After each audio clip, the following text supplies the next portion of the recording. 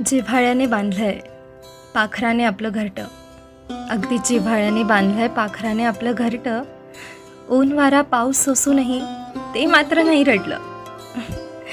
काडी काडी जमवून धागे दोरेही बांधलेत, अगदी काडी काडी जमवून त्याने धागे दोरेही बांधलेत. आपण कचरा म्हणतो ना, त्याने त्याच गोष्टींनी ते आहे सजवले. देखणंही अगदी त्याच्याच सारखं, कारण रात्रीचा दिवस करून त्यानेच बांधलंय त्याचं घरटं. वेड्या वाकड्या काड्यांनाही मायेने कोपरे दिले, वेड्या वाकड्या काड्यांनाही मायेने कोपरे दिलेत. काडीन काडी सजवून त्याने समृद्ध घरटे साधले. त्याच्या घरट्यातही असेल ना आपल्या घरासारख्या आठवणी, नसतील का? त्याच्या घरट्यातही असेल ना आपल्या घरासारख्या आठवणी, रुसवे फुगवे हसरे क्षण, आणि असतील का त्याला साथ देणाऱ्या, सोबत असणाऱ्या जीवाभावाच्या मैत्रिणी? घरटेही माया करत असेल पाखरावर, घरटेही माया करत असेल पाखरावर. दारं खिडक्या नसलं तरी अनुभवता येत असतील त्यालाही पावसाळ्यातील सुखद क्षण. पाखरू कसा बरा अनुभवत असेल त्याचा एकांत, बघत असेल निसर्गाकडे विश्वासाने, की त्यालाही प्रश्न असतील, काय असेल आपले भविष्य?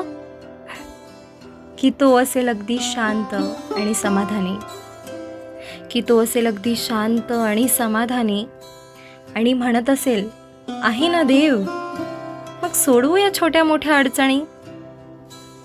त्या झाडाशीही त्याचं नातं जुळलं असेल ना, मग त्याचं घरटं तोडलं की राग येत असेल का त्याला? पण त्याच्याकडे ऑप्शन नाही आहे रागराग करण्याचा. मला खात्री आहे बांधत असेलच तो नवीन तटस्थ घरटे, परत पुन्हा आणि वारंवार. मला खात्री आहे की तो बांधत असेलच नवीन तटस्थ घरटे, परत पुन्हा आणि वारंवार. परत देत असेल आठवणींना नवीन कोपरे, उलगडून मनातील भार. नाही का? सोपं नाही आहे पाखरू होणं, सोपं नाही आहे पाखरू होणं. मोठ्या जगात, इतक्या मोठ्या जगात इवलंसं बनून राहणं. सोपं नाही आहे पाखरू होणं, मोठ्या जगात इवलंसं बनून राहणं. सोसलंय अगदी आभाळ इतकं त्याने, सोसलंय अगदी आभाळ इतकं त्याने. म्हणूनच कदाचित भरारी घेतंय विश्वासाने, निश्चयाने आणि आनंदाने.